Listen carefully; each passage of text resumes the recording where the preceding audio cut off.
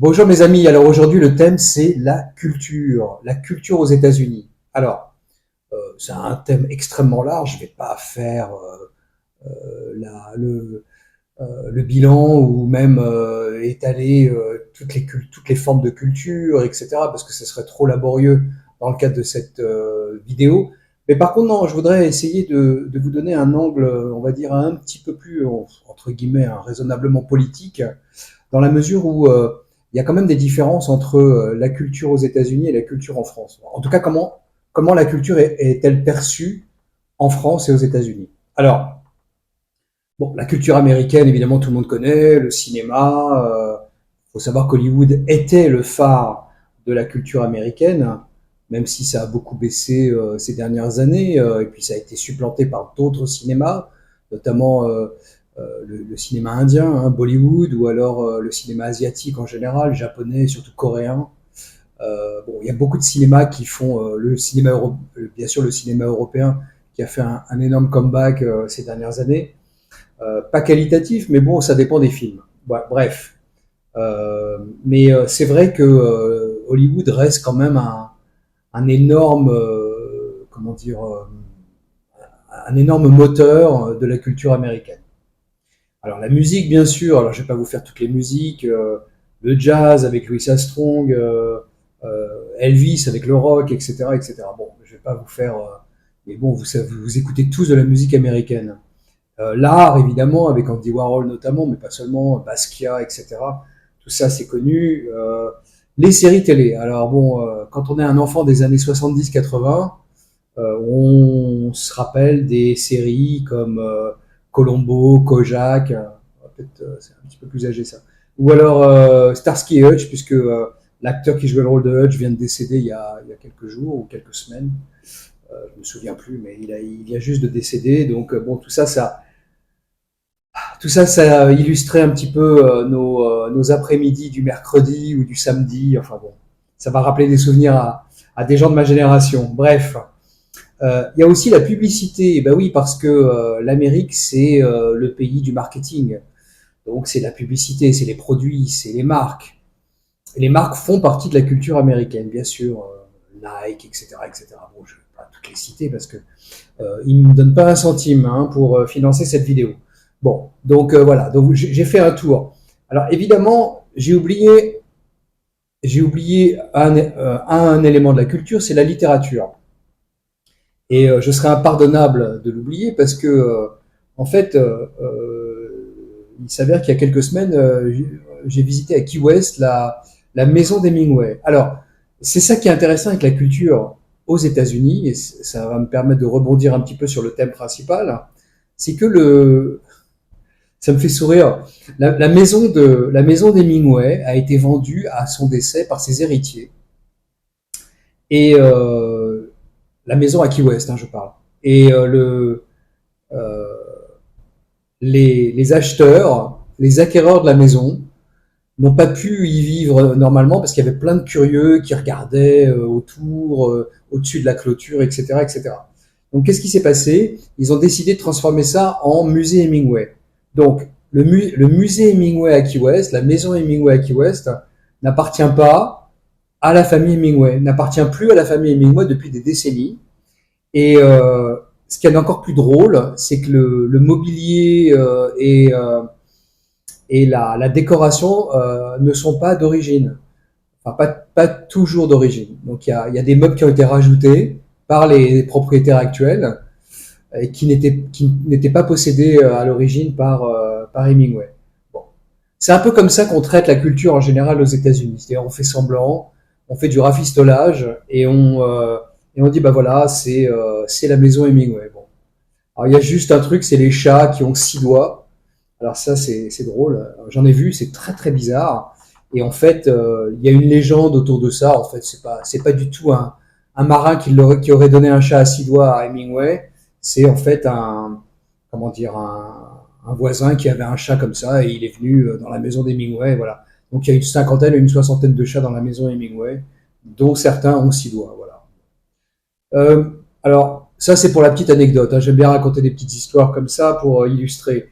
Alors, Oui, alors il y a bien sûr des sous-cultures aux États-Unis, comme la sous-culture noire, la sous-culture country, etc. Bon, les sous-cultures de genre, par exemple les gays, etc., etc. Bon, ça, je vais pas m'étaler là-dessus, mais il y a des sous-cultures dans toutes les dans toutes les cultures, dans tous les pays. Bon. Alors maintenant, puisque je parlais d'Hemingway, on va parler des intellectuels, parce que c'est quand même ça, c'est le point d'achoppement entre la France et les États-Unis. Les intellectuels aux États-Unis, ça existe, bien sûr. Il y a encore un mythe qui est très difficile à, à décoder. C'est le mythe des Américains qui n'ont pas de culture. Je viens de démontrer que c'était faux. Et surtout que c'était des imbéciles qui ne réfléchissaient pas. Et là encore, c'est faux. Il y a beaucoup d'intellectuels aux États-Unis. Il y a des universitaires. Il y a des penseurs. Il y a de tout. Hein. Il y a des économistes, l'école de Chicago, l'école autrichienne qui s'est établie maintenant dans l'Alabama, à Auburn dans l'Alabama, à côté de Auburn University, euh, que j'ai visité aussi d'ailleurs. Et c'est un, les États-Unis sont un centre intellectuel très important, bien sûr. Alors, ils n'ont rien à envier à la France ou à d'autres pays européens. Mais qu'est-ce qui s'est passé? Depuis le macartisme, et ça je ferai une vidéo spécifique sur le macartisme parce que je pense que c'est intéressant d'en reparler avec un œil beaucoup plus moderne. Euh, on a découvert que la plupart des intellectuels à l'époque étaient communistes. Alors à ce sujet, je fais une petite incise. La plupart des acteurs, des auteurs, etc., à la grande époque d'Hollywood, étaient républicains, à l'âge d'or. Et puis, au fur et à mesure, après la guerre, etc., ils ont basculé vers le Parti démocrate, de plus en plus d'ailleurs.